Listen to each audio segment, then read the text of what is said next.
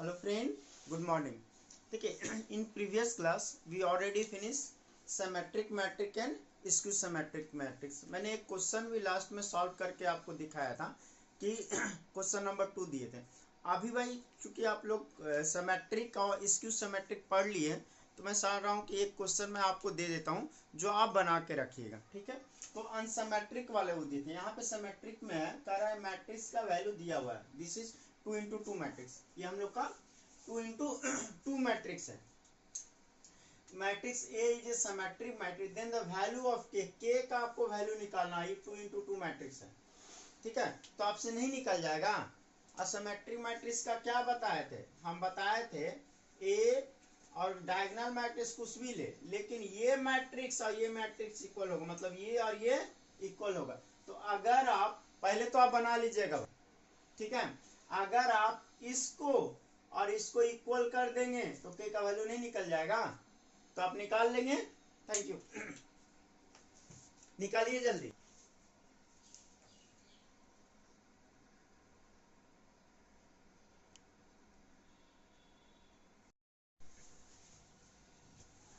देखिए next heading हम लोग का क्या है जो हम आज आप लोग को पढ़ाने के लिए बोले थे trace and determinant of a matrix. ये बहुत इंपॉर्टेंट क्वेश्चन है. सॉरी, ये बहुत इंपॉर्टेंट टॉपिक है और हर बार एग्जाम में इससे क्वेश्चन रहता ही है, खास करके सीएससी. ठीक है, कंप्यूटर साइंस इंजीनियरिंग में जो गेट का एग्जाम हो, ये बिहार लेक्चरर का हो या बिहार हम लोग का असिस्टेंट प्रोफेसर का, उसमें होता ही है.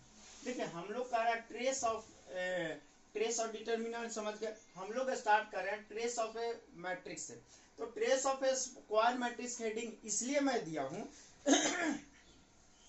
कि सिर्फ स्क्वायर मैट्रिक्स है, इसी का हम लोग ट्रेस निकाल सकते हैं. ठीक है, अब होता है कि ट्रेस कहते किसको है, तो कह रहा है the sum of all principal diagonal और leading diagonal of a square matrix A is called क्या कर रहा है, ट्रेस ऑफ ए मैट्रिक्स. चलिए ये कह रहा है, तो मान लीजिए हम लोग को एक मैट्रिक्स देखें और मैट्रिक्स हम लोग यहाँ पे ले रहे हैं. मैं डिफिनेशन आपको रफ करने जा रहा हूँ. ठीक है, चूंकि आप लोग देख लिए हैं.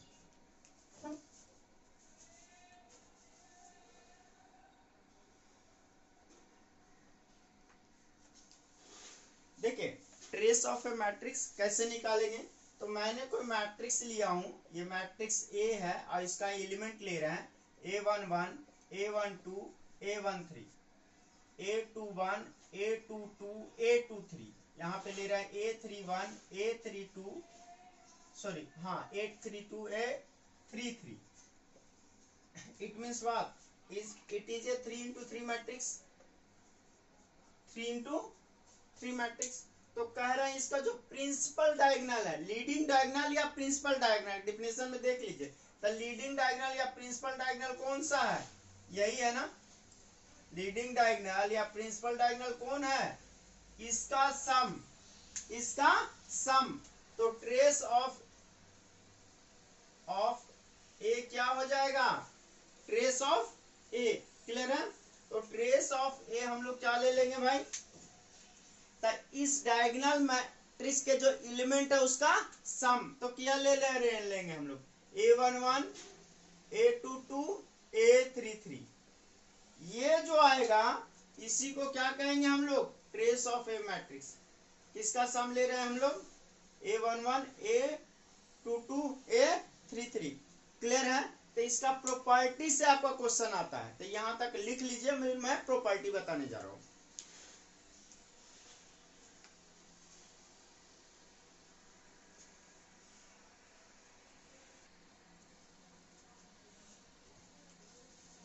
देखिए हम लोग का नेक्स्ट हेडिंग क्या है, हम लोग का नेक्स्ट हेडिंग है property of trace of a matrix. ठीक है, हम लोग ट्रेस ऑफ ए मैट्रिक्स किसको कहें, जो हम लोग का प्रिंसिपल डायगोनल है उसके एलिमेंट का सम को कहें ट्रेस ऑफ ए मैट्रिक्स. इसका प्रॉपर्टी क्या होता है, इसका प्रॉपर्टी कैसे लेंगे. तो देखिए अगर हम लोग कह रहे हैं ट्रेस ऑफ ए बी, दो मैट्रिक्स है यहाँ ए मैट्रिक्स ऑफ बी, तो ट्रेस ऑफ ए बी जो होगा हम लोग का ट्रेस ऑफ बी ए के इक्वल होगा. बी ए का इक्वल होगा फॉर एनी टू मैट्रिसेस. पहला प्रॉपर्टी क्लियर हो गया और इसी से क्वेश्चन भी रहता है. इसी से क्वेश्चन भी रहता है। अब हम कहने जा रहे हैं, क्लियर है सभी लोगों की दिक्कत भी है। अब हम 3 मैट्रिक्स लेने जा रहे हैं। अब हम लोग क्या कर रहे हैं, वी टेकिंग 3 मैट्रिसेस, ठीक है। तो आप कह रहे हैं but if A B C are 3 matrices, 3 matrices, clear है। 3 मैट्रिक्स ले रहे हैं, ठीक है। तब किस प्रॉपर्टी को हम लोग का फॉलो करेगा। तो यहाँ पे ले रहे हैं हम लोग trace A B C, trace of A B C matrix equal किसके होगा, इक्वल किसके होगा। तो ये जो ट्रेस ऑफ मैट्रिक्स होगा ये बी सी ए का इक्वल होगा, क्लॉकवाइज ही चलेगा। ये हो जाएगा बी सी ए, ये मैट्रिक्स इक्वल किसको होगा, सी ए बी, किसके इक्वल हो जाएगा, trace of C A B. हम लोग क्लॉकवाइज लेने जा रहे हैं, हम लोग क्लॉकवाइज लेने जा रहे हैं। तो ऊपर वाला आप लिख लीजिए, तो उसके बाद मैं करूंगा। अब हम कह रहे हैं कि इसी के जगह पे अगर हम लोग कहते trace of matrix A B C, ठीक है, क्या बोले हम लोग, तो क्या बी ए सी के बराबर होगा, ट्रेस ऑफ मैट्रिक्स बी ए सी के इक्वल होगा कि नहीं। तो थोड़ा सा आप ऊपर वाला लिख लीजिए, क्योंकि ऊपर वाला मैं रफ करने जा रहा हूँ। पहला जो प्रॉपर्टी मैंने दिया था कि trace of A B matrix, 2 matrix हो तब trace of A B matrix equal to trace of B matrix, जब 2 मैट्रिक्स ले रहे हैं। तो अब जो है हम इसको अब रफ किए, अब क्या किया हम लोग, इसको रफ कर दिए। अब मैं आपको कह रहा हूं कि ये इक्वल होगा, इसका मतलब क्या हुआ कि हमने एक सर्किल बनाया, हमने एक सर्किल बनाया।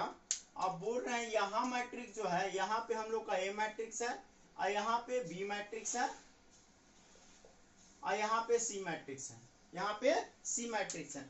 तो किस प्रॉपर्टी को फॉलो कर रहा है, देखिए ए बी सी, इसका मतलब है ये क्लॉकवाइज प्रॉपर्टी को फॉलो कर रहा है। और किसके बराबर होगा भाई, तो ये बराबर होगा हम लोग का बी सी ए, तो ये वाला भी क्लॉकवाइज को ही फॉलो किया ना। और अगर हम लोग कहते सी ए बी, तो सी ए बी क्लॉकवाइज को ही फॉलो कर रहा। लेकिन जैसे ही हम लोग आ रहे हैं कि trace of A B C क्या बी ए सी के इक्वल होगा, तो आप कहिएगा नो, क्योंकि एंटी क्लॉकवाइज को फॉलो नहीं करता। यानी ये जो कह रहे हैं कि बी ए सी जो है ये फॉलो नहीं होता है, तो ये इक्वल नहीं होगा। जबकि वही सी ए बी लिखेगा तो इक्वल हो जाएगा वो। अगर हम लोग फिर सी ए बी करेंगे तो इक्वल हो जा रहा है, ठीक है। अगर ट्रेस हम लोग ले रहे हैं, ट्रेस सी ए बी, तो याद रखिएगा क्लॉकवाइज को फॉलो करता है। किसको फॉलो करता है, क्लॉकवाइज को फॉलो करता है। और इसी पे आधारित एक कंप्यूटर साइंस इंजीनियरिंग गेट में क्वेश्चन भी पूछा है, वो मैं आपको बनवाने जा रहा हूँ। तब तक आप जल्दी से फास्टली इसको लिख लीजिए, ठीक है।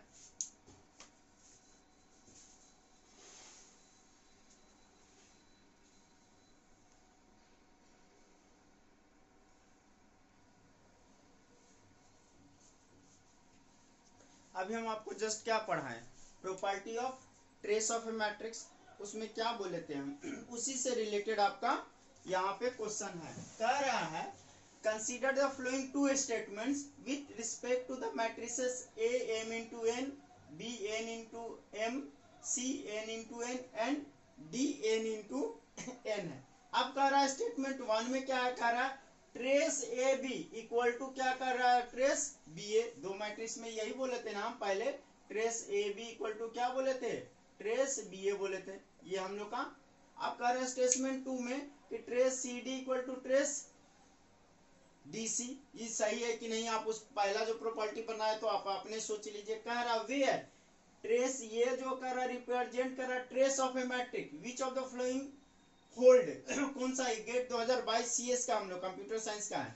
तो जरा सा आप देख लीजिए। कह रहा है स्टेटमेंट 1 इज करेक्ट, पहला करेक्ट है तो सही में पहला करेक्ट है। स्टेटमेंट 2 इज रॉन्ग, कह रहा स्टेटमेंट 2 गलत है, क्या तो दूसरा कहाँ गलत है भाई, नहीं ना है, C D equal to D C तो होगा ही, तो ये तो गलत हो गया।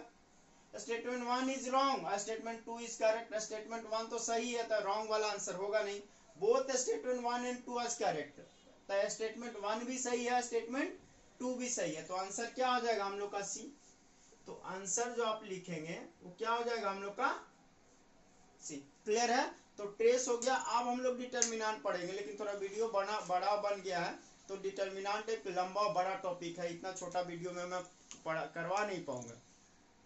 तो नेक्स्ट क्लास में अलग से हम आपको सेपरेट बताने वाले हैं डिटर्मिनेंट ऑफ ए मैट्रिक्स। ठीक है, अभी यहाँ तक आप स्क्रीनशॉट लिख कर लीजिए और आप लिख लीजिएगा क्वेश्चन।